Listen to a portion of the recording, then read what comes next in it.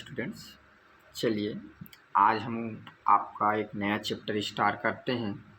कक्षा 9वीं CGBSE board का गणित विषय का चैप्टर नंबर 5, जिसका नाम है एक चर का रैखिक समीकरण, जिसको हम इंग्लिश में बोलते हैं linear equation in one variable. ये बहुत ही इम्पॉर्टेंट चैप्टर है जो कि आपके कंपटीशन एग्ज़ाम के साथ साथ आपके क्लास 9 के लिए भी बहुत महत्वपूर्ण है। तो चलिए बारी बारी से इसके आज हम बेसिक बातों को, जो महत्वपूर्ण बिंदु है, जो हमारे लिए जानना बहुत आवश्यक है, उन सारी बातों को एक एक करके आज हम समझते हैं और पढ़ते हैं। तो बच्चों, हमारा अध्याय है एक चर का रैखिक समीकरण, linear equation in one variable. तो इसको हम क्या करते हैं, एक उदाहरण से समझते हैं, एग्जाम्पल से समझते हैं। ठीक है, तो मैं क्या करता हूँ, एक एग्जाम्पल लेता हूँ। देखो, मैं एग्जाम्पल लिया, जैसे मैं लिया 3x + 5। ठीक, ये मैंने क्या किया, मैंने कोई भी एक प्रश्न ले लिया, मैंने कोई भी एक सवाल ले लिया है, मान के चलो ये कुछ मैंने कंटेंट लिया है। ये मानो 3x + 5 मैंने एक नंबर लिया है। अब इसको क्या नंबर बोलते हैं, ये क्या है, मैं आगे आपको बताता हूँ। तो पहले इसमें जो लिखी जो बातें हैं, इन बातों को आप पहले समझो। जैसे कि मैंने आपके सामने लिखा हुआ है 3x + 5। ठीक है, तो यहाँ पर आप देख पा रहे हो कि यहाँ ये जो मैंने जो नंबर लिया है, ये दो चीज़ों से मिलकर बना है। कौन कौन से चीज़ों से? एक तो चर और एक तो अचर। ठीक है, एक चर और एक क्या, अचर। तो बच्चों, आप जानते हैं कि चर संख्या, ठीक है, वेरिएबल संख्या वह संख्या होता है जिनका मान बदलते रहता है। जैसे x हो गया, y हो गया, z हो गया, et और बहुत सारे नंबर्स आते हैं। और अचर वे होते हैं जिनकी वैल्यू फिक्स होती है, जैसे 2, 5, 8। क्या ये बदलेंगे? क्या 2 को हम बदल सकते हैं? क्या नहीं, फिक्स है। 5 फिक्स है, 8 फिक्स है। तो ये हमारा कहलाता है अचर संख्या, अचर इंग्लिश में इसको बोलेंगे तो कांस्टेंट नंबर, और ये चर वेरिएबल नंबर। ठीक है, तो यहाँ पर आप देख पा रहे हो कि मैंने 3x + 5 लिखा है, इसमें चर भी है और अचर भी है। तो आपको बहुत ही अच्छे से दिख रहा होगा कि यहाँ पर जो 5 है, ये हमारा अचर नंबर है। आप बड़ी आसानी से पहचान सकते हो। ठीक है, क्योंकि ये जो 5 है, क्या ये चेंज हो सकता है? तो आंसर है नहीं। अब सवाल आता है यहाँ पर कि 3x हमारा क्या है? 3x हमारा चर होगा कि अचर होगा? तो आपको बता दूं बच्चों, 3x में क्या है, x हमारा जो है ये क्या है, x क्या है हमारा, x हमारा चर है। ठीक है, तो कोई भी संख्या जब चर के साथ जब मल्टीप्लाई होती है तो पूरी संख्या क्या होती है, ये वेरिएबल है, चर है, ये फिक्स नहीं है। ठीक है, ये 3 जो है, ये आपको दिख रहा होगा कि ये हमारे ये चर में शामिल एक नंबर है, 3 हमारा चर है। बट ये क्या है, सॉरी जी, चर बोलता हूँ, अचर संख्या है। 3 ये क्या होगा, हमारा अचर संख्या है। ये आपको दिख रहा होगा क्योंकि यहाँ 5 हमने देखा क्या है, अचर है, तो 3 भी क्या है, हमारा अचर होना चाहिए क्योंकि ये फिक्स है। बट आप देख पा रहे हो कि x क्या हमारा चर है और चर के साथ 3 मल्टीप्लाई है, तो यहाँ पर ये चर नहीं होगा। क्यों नहीं होगा? क्योंकि आप देखो, x की जगह मैं अगर 2 रख दूं तो ये 3 क्या हो जाएगा, 6 हो जाएगा। x की जगह मैं 5 रख दूं तो 3 क्या बन जाएगा, 15 बन जाएगा। ये फिक्स नहीं है। तब की स्थिति में, ऐसी कंडीशन में, जब कोई अचर जब चर के साथ मल्टीप्लाई रहे, तो इस जो अचर संख्या है, इसको हम क्या बोलते हैं? तो ये हमारा सवाल है। तो इसको यहाँ पर हम बोलते हैं गुणांक। ठीक है, क्या बोलते हैं? गुणांक। तो 3 को यहाँ पर बोलेंगे गुणांक। ठीक है, किसका गुणांक और एक्स का, किसके साथ गुणा हुआ है, एक्स के साथ, इसलिए हम 3 को बोलेंगे एक्स का गुणांक, ये एक्स का गुणांक। ठीक है, तो मैंने एक नंबर लिया, कोई भी एक संख्या लिया, क्या लिया 3x + 5, जिसमें 5 को हम लोग बोलेंगे क्या, अचर, और 3 को बोलेंगे क्योंकि x के साथ गुणा है तो x का गुणांक, और x को हम बोलेंगे चर। तो ये जो रूप रहता है 3x + 5, इस रूप को हम बोलते हैं एलजेब्रिक, ठीक है, या एलजेब्रा नंबर। ठीक है, इसको हम लोग एलजेब्रिक बोलते हैं शॉर्ट फॉर्म में, एलजेब्रिक नंबर। ठीक है, इसको हम लोग बोल सकते हैं एलजेब्रिक नंबर, जिसका हिंदी नाम होता है बीजीय अंक या बीजीय संख्या। ठीक है, इसका हिंदी नाम होगा बीजीय संख्या। ये तो यहाँ पर जो हमारा ये 3x + 5 है, ये बीजीय संख्या होगा। ठीक है, बीजीय संख्या होगा। आपने अभी पिछले क्लास में, आपका जो अध्याय नंबर 4 है, इसमें आपने पॉलिनोमियल के बारे में पढ़ के आया है, बहुपद के बारे में पढ़ के आया है, और आपने देखा है कि इसी तरह क्या होता है, बहुपद का रूप होता है। तब हम इसको क्या बोल सकते हैं, इसको हम बहुपद भी बोल सकते हैं। ठीक है, एलजेब्रिक नंबर, बीजीय संख्या या बहुपद, पॉलिनोमियल भी हम इसको क्या कर सकते हैं, बोल सकते हैं। ठीक है, ये पॉलिनोमियल है। तो आपने बीजीय संख्या और बहुपद ये तो आपने पहचानना सीख लिया।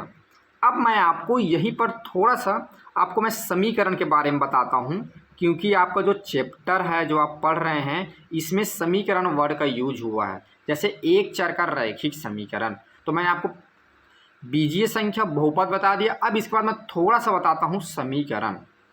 समीकरण क्या होता है, तो जब भी क्या हो, कोई भी बीजीय संख्या है या बहुपद है, अगर उसमें, जैसे इसकी मैं बात करूं तो 3x + 5 में मैं क्या कर दूं, ये वाला साइन लगा दूं। ये वाला साइन किसका है, इक्वल का साइन है, और इक्वल का साइन लगा के अगर मैं 0 कर दूं तो ये हमारा बन जाता है क्या, समीकरण।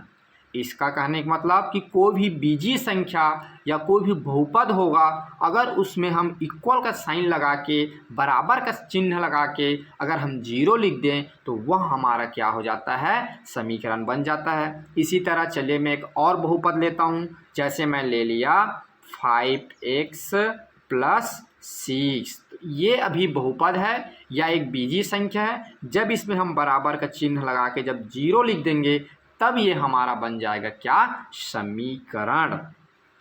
ठीक है, तो आपने अभी समझ लिया कि बहुपद क्या है, बीजीय संख्या क्या है, और बीजीय संख्या बहुपद में कौन अचर होता है, कौन चर होता है, और कौन x का गुणांक, किसको हम किसका गुणांक बोलेंगे, ये सब आपने देखा। अब आपका जो अध्याय है एक चर का रैखिक समीकरण, अब इसमें समझते हैं कि एक चर क्या होता है, रैखिक समीकरण क्या होता है, और एक चर का रैखिक समीकरण क्या होता है, इसको अब हम समझते हैं। ठीक है, तो देखिए सबसे पहले हम समझते हैं एक चर, किसको हम लोग एक चर बोलेंगे, वन वेरिएबल बोलेंगे। तो देखो एक चर वन वेरिएबल कहने का मतलब वह इक्वेशन बोलो या वह पॉलिनोमियल बोलो जिसमें क्या हो, सिर्फ एक चर हो। जैसे मान लिया जाए, मैं एग्जाम्पल तौर पर कुछ भी एक पॉलिनोमियल लिख दे, जैसे मैं लिख दे x, तो ये ओनली x, इसके साथ कोई भी संख्या ना लिखा है, कोई भी और वेरिएबल ना आए, ना y आए ना z आए, ओनली x रहे, सिर्फ एक ही चर रहे, तब इसको बोलेंगे हम वन वेरिएबल। अगर मैं z बोलूँ तो सिर्फ z ही होना चाहिए, उसके साथ कोई और नहीं रहना चाहिए। अगर मैं y की बात करूँ तो y एक अकेला रहना चाहिए, तब ये कहलाएगा वन वेरिएबल। ठीक है, या मान लीजिए मैं m कोई नंबर लिख दिया तो m अकेले रहना चाहिए, इसके साथ n x z y कोई कम्बिनेशन ना हो। n बोलूँ तो n अलग होना चाहिए। ठीक है, इसी प्रकार अगर a b c की बात करूँ तो ये सब अलग अलग होना चाहिए। तो ये सारे जो होंगे एक चर होंगे। जब किसी चर को हम एक अकेला लिखेंगे तब उसको हम लोग बोलते हैं एक चर। अब इसी में हम समझते हैं कि रैखिक समीकरण क्या होता है। तो एक चर को पहले हमने समझ लिया। अब रैखिक समीकरण को समझिए। लीनियर इक्वेशन क्या होता है? तो लीनियर इक्वेशन यानी कोई भी जो चर है, ठीक है, इसमें से कोई भी चर को उठा लें और इस चर की हम क्या करें, अगर घात एक रहें, अधिकतम घात एक होना चाहिए। कोई भी आप ऊपर देख रहे हैं चर, इनमें से कोई भी एक चर को उठा लें और उस चर की अधिकतम घात एक रखकर इक्वल का साइन लगा के अगर हम जीरो कर दें, तब ये कहलाता है रैखिक समीकरण। ठीक है, या जैसे ऐसा भी लिख सकते हैं 2x इक्वल 0, ये भी हमारा एक रैखिक समीकरण होगा। या और इसी में ऐसा भी इसको लिख सकते हैं, ये 2x + 5 इक्वल 0। मैंने आपको क्या बोला? रैखिक समीकरण यानी चर की अधिकतम घात एक होना चाहिए। चाहो तो उसके साथ कांस्टेंट रख सकता है, ये नहीं बोल रहा हूँ कि कांस्टेंट नहीं रहना है, कांस्टेंट आप चाहो तो रख सकते हो, नहीं भी रख सकते हो, लेकिन जो चर होगा, जो चर संख्या होगा, उसकी अधिकतम घात कितनी होनी चाहिए? 1 रहना चाहिए। इसकी आप पावर देख पा रहे हो, इसकी पावर क्या 1 है। तो ये हमारा रैखिक समीकरण का था। इसी में और एग्जाम्पल आप ले सकते हो, 5x + 2 इक्वल 0, ये भी क्या है? हमारा रैखिक समीकरण है। ठीक है, अब देखो एक चर का रैखिक समीकरण। अब एक चर का रैखिक समीकरण कहने का मतलब है, यही बात है जो मैं ऊपर लिखा हूँ वही। ये रैखिक समीकरण में आपको बता दिया, रैखिक समीकरण मीन्स होता है जिसमें क्या हो, जो उसकी पावर हो 1 हो और इक्वल करके 0 लिख दें, तो ये होगा रैखिक समीकरण। अब इन्हीं रैखिक समीकरण को हम एक चर का रैखिक समीकरण कहेंगे। एक चर का रैखिक समीकरण कहने का मतलब मीनिंग ये होता है कि ऐसा इक्वेशन जिसमें क्या हो, कोई भी चर हो। जैसे मान लीजिए मैं एक चर ले लिया y, ठीक है, +2 इक्वल 0। तो जो चर होगा उस चर की अधिकतम पावर, ठीक है, जो चर होगा उस चर की अधिकतम पावर 1 हो और इक्वल करके 0 लिख दे, तब इसको हम लोग बोलेंगे एक चर का रैखिक समीकरण। ठीक है, इसी में हम बोल सकते हैं z + 2 इक्वल 0, ठीक है, 5z + 3 इक्वल 0। ये सब क्या है? इसमें आप देख पा रहे हो चर है और चर की अधिकतम घात 1 है, तो इन सब को हम लोग बोलेंगे एक चर का रैखिक समीकरण। ठीक है, इस बात को आप ध्यान रखो। एक चर का रैखिक समीकरण यानी चर की अधिकतम घात 1 होना चाहिए, इक्वल होकर के 0 रहना चाहिए। या कभी कभी फार्मूला ऐसा भी बन सकता है कि चर रहे और चर की अधिकतम घात 1 रहे और यहाँ पर प्लस करके अचर भी लिखा जा सकता है। ठीक है, और इक्वल याद रखना 0, तब भी हमारा क्या कहलाएगा? ऐसे फार्मूला में रहे तब भी ये हमारा कहलाएगा एक चर का रैखिक समीकरण। ठीक, इतनी बात समझ में आई। चलिए अब आगे हम देखते हैं, इसी पे कुछ और सवालों को करने की कोशिश करते हैं। तो इसके आगे हम थोड़ा सा देखते हैं। अब हम देखेंगे लीनियर इक्वेशन की प्रॉपर्टी के बारे में अध्ययन करेंगे। ठीक है ना, तो प्रॉपर्टी ऑफ लीनियर इक्वेशन माने उसकी क्या क्या प्रॉपर्टीज है, क्या क्या उसकी उपयोगिता है लीनियर इक्वेशन की, इसके बारे में थोड़ी सी हम जानने की कोशिश करते हैं। तो देखो, इसको जानने के लिए सबसे पहले हमें जानना होगा रूल ऑफ इक्वलिटी, जो आपके सामने लिखा हुआ है, जिसको हम लोग हिंदी में बोलते हैं समानता का नियम। तो समानता का नियम क्या होता है, इसको जानने के लिए आपको थोड़ी सी कुछ कंडीशन जानना पड़ेगा। कंडीशंस ये है आपकी कि जो यहाँ पर जो हम नंबर लेंगे उसको आपको क्या करना होगा, मानना पड़ेगा। जैसे मान लिया जाए ये जो रूल ऑफ इक्वलिटी है, समानता के नियम है, इसको हम ना चर के फॉर्म में समझेंगे। इसमें हम प्रश्न को लेकर सॉल्व नहीं करेंगे, हम चर के फॉर्म में समझेंगे कि कैसे ये समानता का नियम कैसे लागू होता है। तो सबसे पहले आपको मानना होगा माना, जिसको हम लोग माना को इंग्लिश में बोलते हैं लेट। माना ABC जो है ये क्या है आपका ABC, 3 हम नंबर लेंगे, तीनों नंबर पे हम कैलकुलेट, माने ये समानता का जो रूल, समानता के जो नियम है, इसको इन्हीं जो चर नंबर है, ठीक है, इन्हीं पे हम क्या करेंगे, इसको समझेंगे ABC के फॉर्म में। ठीक है, तो ये माना कि ABC हमारा जो है ये क्या है, एक वास्तविक संख्या है। ठीक है, क्या है, वास्तविक संख्या।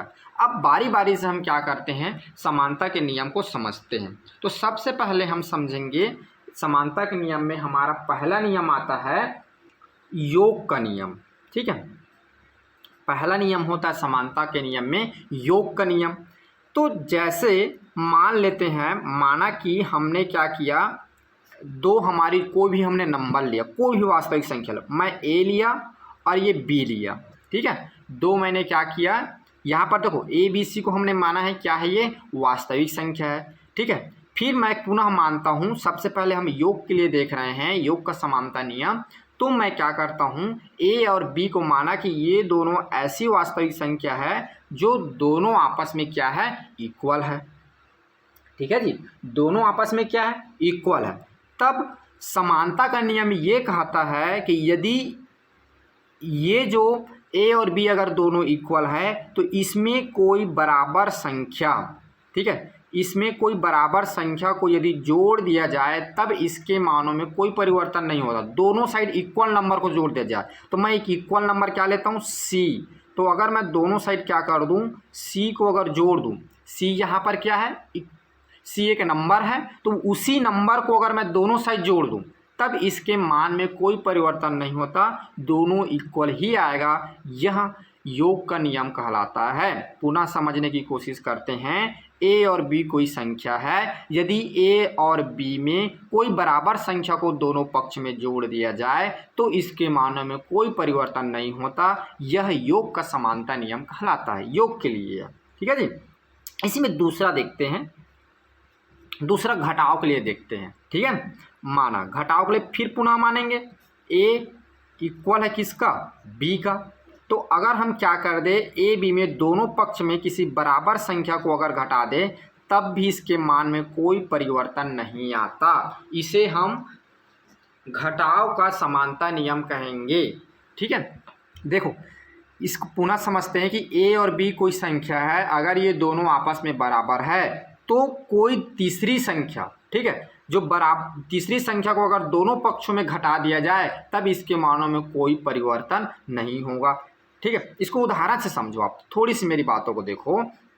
इसमें चलिए एक एग्जांपल लेते, इसी को समझाता हूँ मैं आपको और अच्छे से।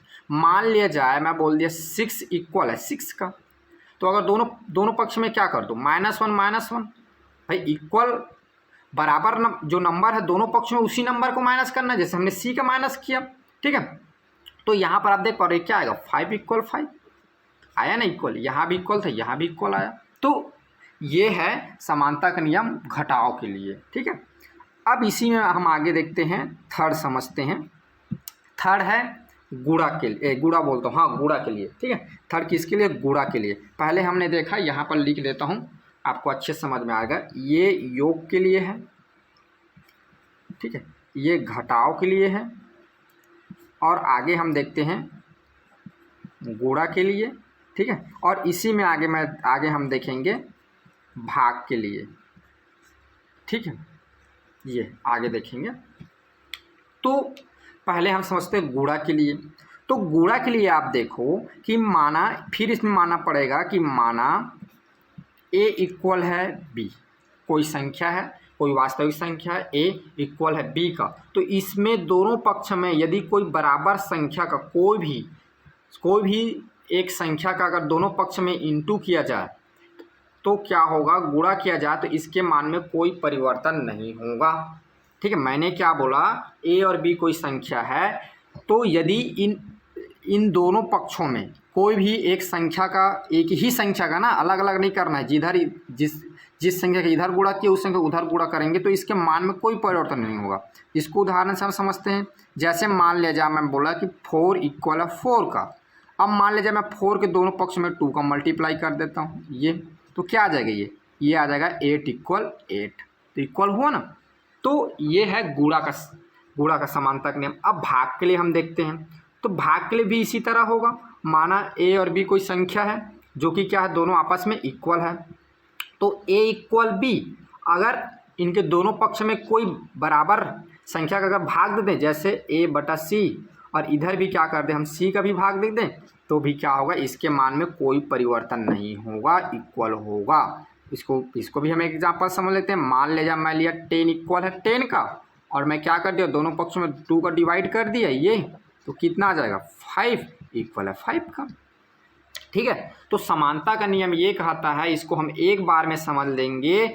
यदि कोई दो संख्या है और वो अगर आपस में दोनों संख्या इक्वल है तो किसी एक निश्चित संख्या ना, एक फिक्स संख्या होना चाहिए, उसी संख्या का अगर दोनों पक्ष में जोड़ा जाए, दोनों पक्ष में घटाया जाए, दोनों पक्ष में गुणा किया जाए, दोनों पक्ष में भाग दिया जाए तो उसके मानों में कोई परिवर्तन नहीं होता। ये कहलाता है समानता का नियम, समानता के नियम।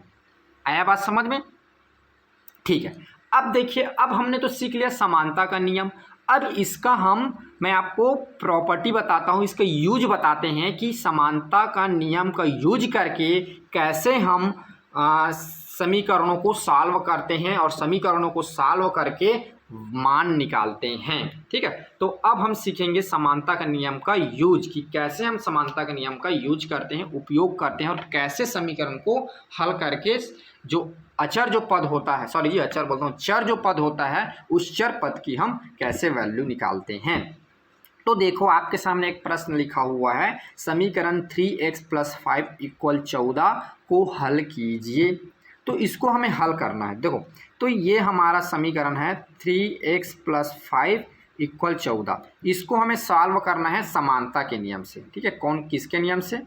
समानता के नियम से सॉल्व करना है, के नियम से हल। ठीक है, ये इस नियम से इसको हमको हल करना है।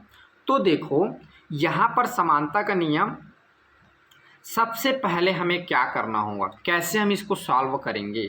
तो सबसे पहले यहाँ पर हम ये 5 को हटाना है। तो मैं यहाँ पर क्या कर दे रहा हूँ, 3x + 5 दोनों पक्ष में 5 माने 5 जोड़ने पर। ठीक है, यहाँ पर लिख दो समानता का योग नियम लगाया मैंने, समानता का योग नियम लगाया। ये देखो समानता का योग नियम। ठीक है, सॉरी यहाँ पर योग नहीं लगेगा जी, योग लगेगा तो ये सॉल्व नहीं हो पाएगा। यहाँ पर योग मत लगाओ, यहाँ पर घटाव को लगाओ। ठीक है, मैंने गलती कर, घटाव लगेगा, ये घटेगा, ये माइनस हो जाएगा और ये भी माइनस हो जाएगा। तो आप देख पा रहे हो यहाँ पर +5 -5 दोनों क्या हो जाएंगे, कट जाएंगे। ठीक है, अब ये सॉल्व होगा तो ये हो जाएगा 3x = 14 में जब 5 जाएगा तो कितना बच जाएगा, 9। ठीक है, अब यहाँ पर फिर समानता का नियम लगाते हैं, 3x इसको डिवाइड कर देते हैं 3 से और 9/3 दोनों पक्ष में। अब यहाँ पर समानता का भाग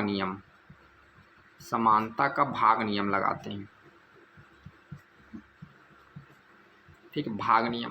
तो ये क्या हो जाएगा, ये 3 ये ऊपर नीचे कर जाएंगे तो ये आ जाएगा x, और 9 से जब 3 को डिवाइड करेंगे तो ये आ जाएगा 3। तो यहाँ पर क्या आ गया, x बराबर कितना आ गया, 3। ठीक है, ये हमारा आंसर हो। तो इस तरह हम समानता का नियम का यूज करके हम क्या करते हैं, कोई भी दिए गए जो समीकरण है उस समीकरण को हल करके उसकी x की वैल्यू को फाइंड करते हैं। आप डायरेक्ट भी करते हैं। आप अब बड़े क्लास में चले गए हैं तो ये आपके छोटे क्लास का है ना, बट इसका हमें यूज करना है, इसको समझना है, इसलिए हमारे चैप्टर में इसको हम चाहे तो डायरेक्ट भी कर सकते हैं। देखो डायरेक्ट कैसे सॉल्व करेंगे, डायरेक्ट कैसे सॉल्व करते हैं, 3x + 5 = 14। तो क्या करेंगे, 3x को इधर रखेंगे, 14 5 को उधर लेके जाएंगे, -5 हो जाएगा। 3x बराबर कितना आ गया आपका 9, x बराबर ये हो जाएगा 9/3, तो कितना आ जाएगा 3। इसमें भी हो आएगा, ये डायरेक्ट मेथड है। ठीक है, ये बट आपको अगर प्रश्न में बोलेगा कि आप समानता के नियम से सॉल्व करिए तो आप ऐसे सॉल्व करेंगे। चलिए इसको एक और एग्जाम्पल लेकर समझते हैं उदाहरण से। देखो समीकरण 3x + 5 = 2x को हल करना है समानता के नियम से। ठीक है, इसको हम सॉल्व करेंगे समानता के नियम से। मैं लिख देता हूँ समानता के नियम से, समानता के नियम से हल, ये समानता के नियम से करते हैं। तो पहले हम समीकरण क्या दिया है, हमारा समीकरण दिया हुआ 3x + 5 = 2x। ठीक है, अब हमें क्या करना है, सबसे पहले हमें क्या करना है, इस 5 को फिर हटाना होगा। ठीक है ना, देखो समानता के नियम जब भी लगाओगे तो सबसे पहले आप क्या करोगे, जो अचर पद है, ठीक है, कांस्टेंट वैल्यू है, उसको पहले आप हटाओगे। ठीक है, तो पहले 5 को हटाना है, तो यहाँ पर फिर क्या करेंगे, समानता का नियम लगाएंगे। कौन सा समानता का नियम, घटाव लगाते हैं, समानता का नियम लगाएंगे यहाँ पर सबसे पहले। और कौन सा नियम लगाएंगे, घटाव का, घटाने वाला लगाते हैं। ठीक है, तो देखो 3x में क्या करते हैं, +5 ये दिया हुआ, -5 इधर घटा देते हैं, 2x में -5 इधर घटा देते हैं ये, तो यहाँ 5 कट जाएगा, तो ये आ जाएगा आपका 3x इक्वल 2x - 5। ठीक है, अब इधर से या 3x हटाओ या इधर से 2x हटाओ, एक को हटाना पड़ेगा, तो मैं इधर से क्या करता हूँ 2x लगा देता हूँ, समानता का फिर घटाओ नियम लगा देता हूँ, -2x इधर भी घटा दिया, ये 2x -5 -2x इधर भी घटा दिया। ठीक है, फिर यहाँ लगाया मैं कि क्या समानता का नियम लगाया हूँ, घटाव का, समानता नियम घटाव के लिए लगाया हूँ, मैं लिख नहीं रहा हूँ, आप लिख लेना, लिखोगे तो घटाव, समानता का नियम घटाव का लगाया। ठीक है, तो ये क्या आ जाएगा, देखो 3x में जब 2x जाएगा तो ये बच जाएगा x, और इधर क्या होगा, ये और ये माइनस प्लस का रंग कट जाएगा, 2x और इधर आ गया -5। ठीक है, तो ये आ जाएगा हमारा x बराबर -5, ये हमारा आंसर है। ठीक है, इसको हम चाहे तो डायरेक्ट मेथड से भी सॉल्व कर सकते हैं, बट आपको प्रश्न में दिया रहेगा तब इसको समानता के नियम से, जैसे डायरेक्ट से हम देखते हैं। देखो डायरेक्ट कैसे सॉल्व करेंगे, डायरेक्ट से क्या करेंगे, 3x +5 इक्वल 2x, तो यहाँ क्या करेंगे 3x इधर -2 इधर ले आओ, ये चले जाएगा -5, तो ये हो जाएगा x बराबर -2। ऐसे डायरेक्ट हम इसको सॉल्व कर सकते हैं। ठीक है, तो इस तरह क्या होते हैं, हम समानता के नियम का क्या करते हैं, यूज करते हैं। ठीक है, चलिए और आगे कुछ इसमें बेसिक है, उन बातों को हम समझते हैं। अब हम सीखेंगे कि कोई भी आपको कथन दे दिया रहेगा, उस कथन से कैसे हम समीकरण बनाते हैं और समीकरण को कैसे हम कथन बनाते हैं। ठीक है, क्या करेंगे, कोई भी दिए गए कथन, जैसे यहाँ पर आपको कथन दे दिया गया है, कथन कहने का मतलब कोई भी आपको वाक्य दे दिया रहेगा, कोई भी आपको लिख दिया रहेगा, उससे आपको क्या करना है, समीकरण बनाना है। उसके बाद हम देखेंगे कि आपको कोई समीकरण दे दिया रहेगा, उस समीकरण से कैसे आपको वाक्य बनाना है, कैसे आपको कथन बनाना है, ये हम देखेंगे। तो सबसे पहले हम देखते हैं दिए गए कथन से बीजीय समीकरण बनाना। अब देखो कैसे बनाते हैं हम समीकरण। तो सबसे पहले समीकरण बनाने सबसे पहले आप प्रश्न को बहुत ध्यान से पढ़ेंगे और उसको समझेंगे। चलिए हमारा जो कथन है मैं उसको पढ़ता हूँ। किसी संख्या के 3 गुने से 4 अधिक 13 के बराबर होगा। तो किसी संख्या, तो यहाँ पर इसको सॉल्व, माना वह संख्या क्या है, क्या संख्या ये नहीं पता, इसको सॉल्व कैसे करते हैं, देखिए कैसे समीकरण बनाते हैं। माना वह संख्या क्या है, वह संख्या आप x ले सकते हो, y ले सकते हो, z ले सकते हो, आपकी इच्छा है। तो मान लिया कि वह संख्या क्या है, x है। माना वह संख्या क्या है, x है। किसी संख्या के 3 गुने से 4 अधिक 13 के बराबर, तो माना वह संख्या क्या है, माना वह संख्या x है। अब बोल रहे हैं अब कौन सी संख्या, किसी संख्या तो x, तो यहाँ पर x रखो, x के 3 गुने से 4 अधिक 13, तो यहाँ पर हमारा समीकरण क्या बनेगा, x के 3 गुने से। ठीक है, तो आप क्या करो, आप x लिख दो, x के 3 गुने, तो x ये हो गया, x के 3 गुने। ठीक है, हाँ x के 3 गुने, तो x का 3 गुना, यानी 3 का गुणा करोगे तो x का 3 गुना, ये 3 का मल्टीप्लाई, x के 3 गुने से 4, तो इसमें क्या कर दो, 4 अधिक कर दो, किसके बराबर है, 13 के बराबर है। देखो ऐसे बनाना है समीकरण, मैंने कैसे बनाया है फिर से देखो। किसी संख्या के 3 गुने से 4 अधिक, तो किसी संख्या, वह संख्या कौन है, तो माना वह संख्या x है, तो x के 3 गुने, तो x का 3 गुना कर दिया, x में 3 का मल्टीप्लाई से 4 अधिक 4 जोड़ दिया, और किसके बराबर है, 13 के बराबर है। तो ये हमारा क्या होगा, समीकरण होगा। ठीक, अब देखते हैं एक और प्रश्न लेकर, चलिए एक और प्रश्न लेते हैं आगे।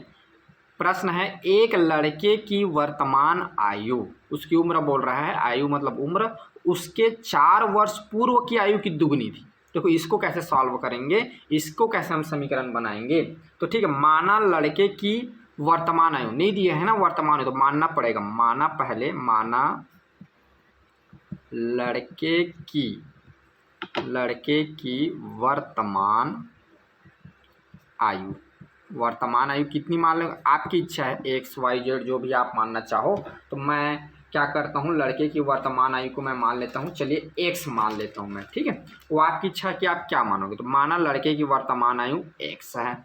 चलिए फिर बोलता है उसके 4 वर्ष पूर्व की आयु, ये दुगनी को बाद में लेंगे ना, पहले देखो 4 वर्ष पूर्व की आयु, तो पहले 4 वर्ष पूर्व क्या निकालो, तो 4 वर्ष पूर्व की आयु, 4 वर्ष पूर्व की आयु, 4 वर्ष पूर्व की आयु कितनी है, तो देखो अभी मान लिया जाए 100 है, ठीक है, अभी क्या है, वर्तमान क्या है, वर्तमान आयु 100 है, तो 4 वर्ष पूर्व, पूर्व कहने का मतलब 4 वर्ष पहले, तो 100 में क्या कर देंगे, 4 माइनस कर देंगे, तो लड़के की 4 वर्ष पूर्व आयु कितनी थी, 1 - 4 होगी, क्योंकि अभी वर्तमान आयु 100 है, तो 4 पहले, तो पहले में क्या करेंगे, माइनस करेंगे तब तो पहले निकलेगा ना। जैसे मान लीजिए अभी वर्तमान आयु आपकी, मैं मान लेता हूँ, मान लीजिए वर्तमान आयु आपकी अभी 16 है, अब मैं बोलूँगा 4 वर्ष पूर्व आपकी कितनी आई थी, तो 16 में 4 घटाओगे तब तो आएगा ना, कितना आएगा, 12 आएगा, तो 4 वर्ष पूर्व आपकी आयु कितनी थी,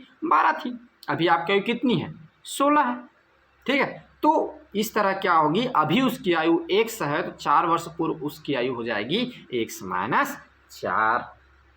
अब बोल रहा है एक लड़के की वर्तमान आयु हमने निकाल लिया, उसके 4 वर्ष पूर्व की आयु की दुगनी थी। अब बोल रहा है जो वर्तमान आयु होगी तब क्या होगा हमारा, देखो तब हमारा समीकरण अब बनेगा, अब इस स्टेटमेंट के थ्रू हम बनाएंगे समीकरण। कैसे, देखो एक लड़के की वर्तमान आयु कितना ली हमने, x, उसके 4 वर्ष पूर्व की आयु की दुगनी है, ठीक है। लड़के की जो वर्तमान आयु है 4 वर्ष पूर्व की, 4 वर्ष पूर्व माने x - 4 की दुगनी है, तो की दुगनी है कहने का मतलब इसमें होगा मल्टीप्लाई, ये ऐसा, ठीक।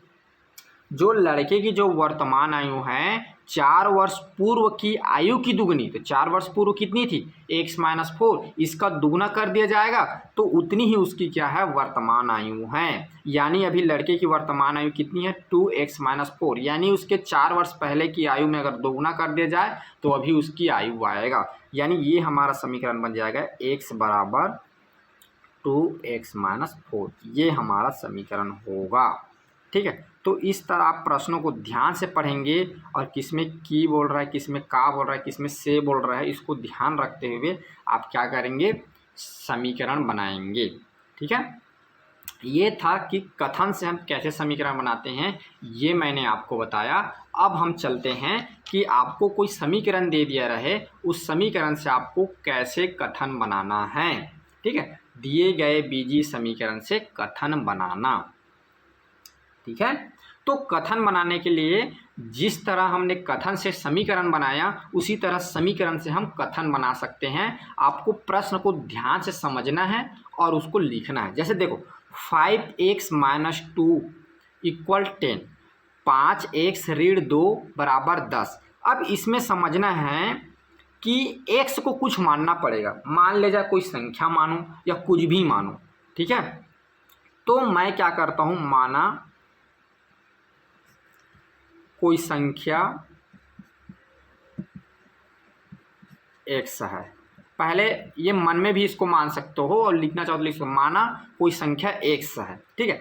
अब देखो x को कुछ मान लो, चाहे कोई वस्तु मान लो, चाहे कोई संख्या मान लो, चाहे कोई व्यक्ति मान लो, चाहे कुछ भी मान लो, चाहे किसी व्यक्ति का उम्र मान लो, तब तो आपको समझ में आएगा ना कैसे बनाना। तो मैं माना कि x कोई संख्या। अब देखो इसको कैसे बनाएंगे, तो इसको लिख सकते हैं कोई संख्या, देखो x क्या है, कोई संख्या, तो किसी संख्या का 5 गुना, ठीक है। अब देखो एक के साथ 5 का मल्टीप्लाई है, तो किसी संख्या का 5 गुना में 2 घटाने पर, 2 घटा दो, ये ऋण 2 हो रहा है, 2 घटाने पर 10 प्राप्त होता है। तो क्या बनेगा हमारा कथन, हमारा कथन ये बनेगा, किसी संख्या, ठीक है, किसी संख्या के बोल दो, किसी संख्या की भी बोल सकते हो, किसी संख्या की 5 गुने में, 5 गुने में, किसी संख्या के 5 गुने में, कोई संख्या उसका 5 गुना कर दो, में 2 घटाने पर 10 प्राप्त होता है, ठीक है। ये तो इसको मान लो कोई संख्या मान ले, तो किसी संख्या में का 5 गुना कर देंगे, उसमें क्या कर देंगे, 2 घटा देंगे, 2 घटाने पर क्या प्राप्त होता है, 10 प्राप्त होता है, ठीक है। ऐसा लिख सकते हो। यहाँ पर देखो ये दूसरा समीकरण है, x/4 प्लस एक्स बराबर 10। तो सबसे पहले तो आप यहाँ पर ये समझो कि x/4 को हम क्या बोलेंगे। तो 1/4 को हम लोग बोलते हैं, आप पहले इसको समझो, इसको बोलते हैं हम लोग 1/4। ठीक है, ये 1/3 को क्या बोलते हैं, 1/3। पहले इस बातों को समझो, तब आप प्रश्न को बना पाओगे। ठीक है, 1/2 को क्या बोलते हैं, आधा। ठीक है, ये इसका नाम है। ठीक है, अब देखो चलिए एक समीकरण दिया है, x/4 प्लस एक्स बराबर 10। अब इसको कैसे बोलेंगे, तो मान ले जाए किसी संख्या x को भी हम कोई संख्या मान लेते हैं, तो इसको बोल सकते हैं किसी संख्या में उसके 1/4। ठीक है, किसी संख्या में उसका 1/4 जोड़ने पर, मान लिया जाए कोई संख्या क्या है, x है। ठीक है, वो भी मैं संख्या मान लिया x, तो x कोई संख्या, उसका मैंने क्या के लिए x/4 यानी 1/4 निकाल लिया। तो किसी संख्या x है, किसी संख्या में उसके 1/4, x/4 मतलब क्या, 1/4। तो किसी संख्या में उसके 1/4 को मैं क्या कर रहा हूँ, जोड़ रहा हूँ। जोड़ने पर क्या प्राप्त होता है, 10 प्राप्त होता है, ऐसा लिख सकते हैं। ठीक है, तो ये हमारा यहाँ पर कथन बनेगा, हमारा कथन क्या बन जाएगा, किसी संख्या मतलब कौन संख्या, x। तो किसी संख्या में उसका 1/4, उसका 1/4 क्या कर दे रहे हैं, जोड़ दे रहे हैं। तो लिख दो,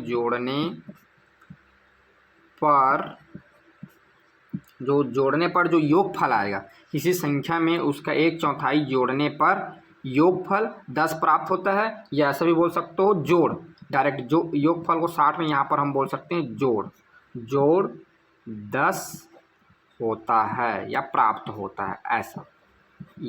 ये हमारा बन जाएगा कथन। ठीक है, तो किसी संख्या में उसका 1/4 जोड़ने पर जोड़ कितना प्राप्त होता है, 10 प्राप्त होता है। तो x को हमने माना कोई संख्या, x/4 मतलब 1/4। तो कोई संख्या x है, उसके 1/4 को क्या कर दें, जोड़ने पर जोड़ हमको कितना प्राप्त होता है, 10 प्राप्त होता है। तो इस तरह हम क्या करते हैं, जो हमारा समीकरण दिया हुआ है उसका हम क्या बनाते हैं, कथन बनाते हैं। तो चलिए इसी तरह हम आपके जो ट्राई दिस करके देखो का जो प्रश्न दिया है उसको हम लेते हैं। ठीक है, करके देखो आपके बुक में दिया हुआ है पेज नंबर 103। आप क्लास 9th गणित की पुस्तक खोलिए, पेज नंबर 103। उस पेज नंबर 103 में नीचे और आप देखेंगे तो आपको ये क्वेश्चन मिल जाएगा। प्रश्न लिखा हुआ है आपके बुक में, निम्नलिखित बीजीय समीकरण के लिए कथन बनाइए। तो हमको जो समीकरण दिया हुआ है, ये मैंने सभी समीकरण को आपके बुक का लिया हुआ है, इन सभी समीकरण का हम कथन बनाते हैं, समझते हैं कि कैसे हम समीकरण से कथन बनाते हैं। ठीक है, तो बारी बारी से हम एक एक करके एक एक क्वेश्चन को समझते जाएंगे। ठीक है, तो सबसे पहला आपका क्वेश्चन है, समीकरण है 2x - 3 बराबर 42, 2x ऋण 3 बराबर 42। देखो इसको आप खुद बना सकते हो, अभी आपने 2 एग्जाम्पल देखा, आप खुद थोड़ा सोच के देखो इसको हम कैसे बना सकते हो। सोचो थोड़ा सा, कैसे बना सकते हैं, इसको क्या लिख सकते हैं, इसको कैसे हम सॉल्व कर सकते हैं, कैसे हम लिखें, एक्स को क्या माने और इसको कैसे एक दूसरे पर सेट करें कि इतना आ जाए। बिल्कुल आसान है। देखो एक्स को कोई संख्या मान लो आप, तो एक्स कोई संख्या हो गया, तो एक्स कोई संख्या हो गया तो उसको क्या बोलेंगे, किसी संख्या।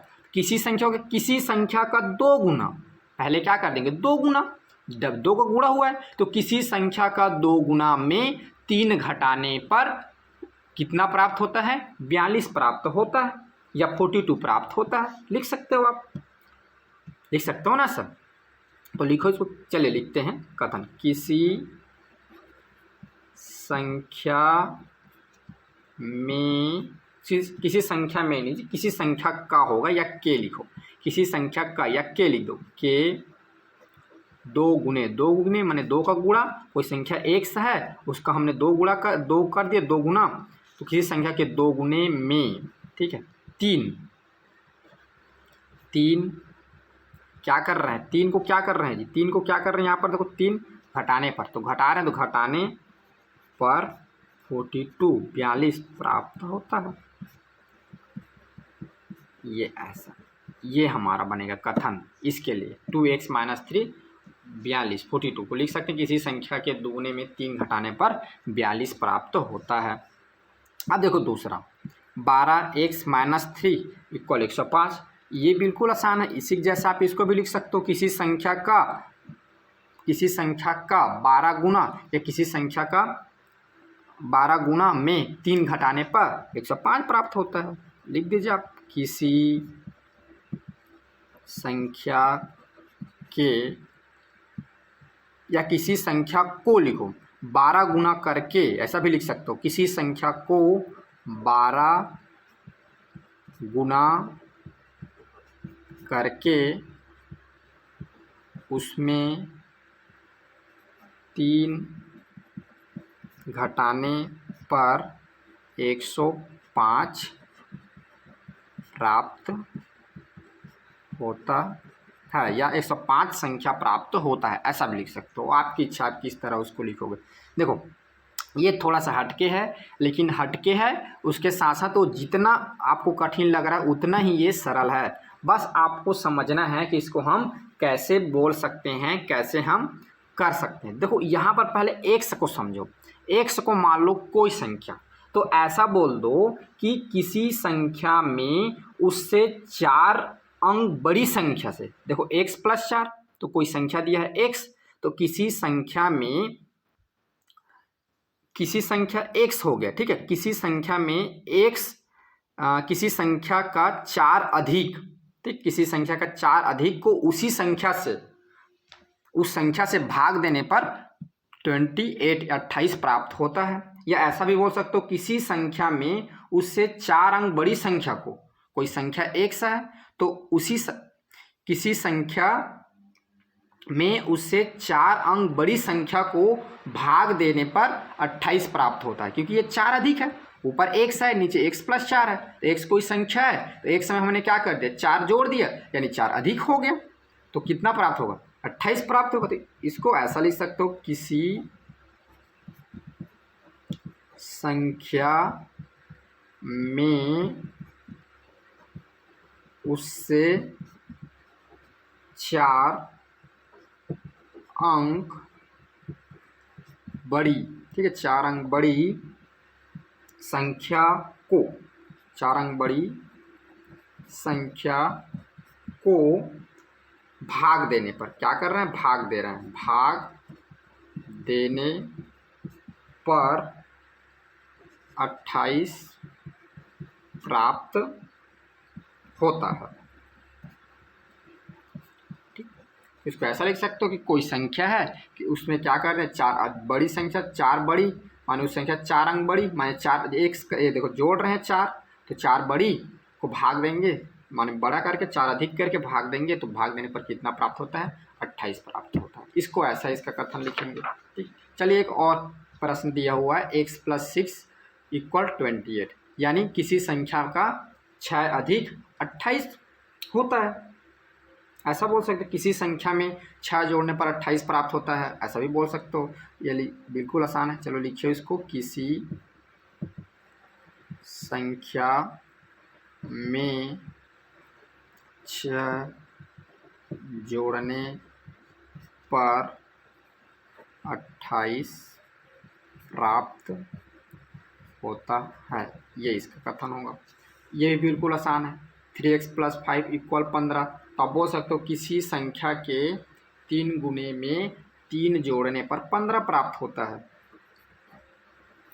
किसी संख्या के तिगुने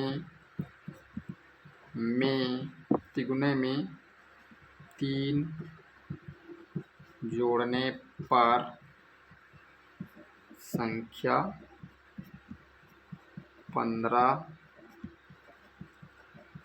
प्राप्त होता है। ये हमारा आंसर है। इस तरह से हम क्या कर सकते हैं, इन सभी प्रश्नों को हम सॉल्व कर सकते हैं। तो आपने आज की कक्षा में देखा कि किसको हम एक चर का रैखिक समीकरण का रूप कैसे रहता है, इक्वलिटी रूल क्या है, हम समीकरण को कैसे हम कथन में बदलेंगे और कैसे कथन को हम समीकरण में बदलेंगे, इन सबको आपने आज देखा। ये एक चर का रैखिक समीकरण का बेसिक था। अब इसी के बेस पर हम आगे आपकी जो प्रश्नावली 5.1 है इसको सॉल्व करेंगे अगली कक्षा में। ठीक है, तो आज के लिए बस इतना ही देखेंगे। Thank you.